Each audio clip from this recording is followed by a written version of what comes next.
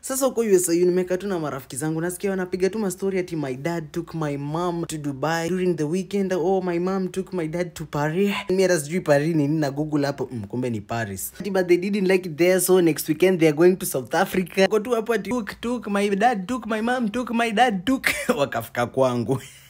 Wakaniuliza, where did your dad take your mom during the weekend?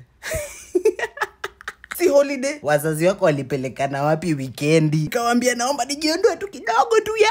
Wewe acha hata weekendi. Hata zile holiday kubwa kubwa Disemba hawaendagi pahali.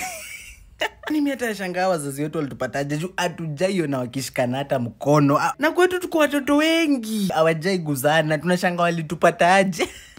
Yes, unasikia wanafunzi mpaka wakisema wazazi wao wanaitaga ati darling, ati honey, ati sweetheart. Mimi wazazi wangu nasikiaga tu baba nani, mama nani.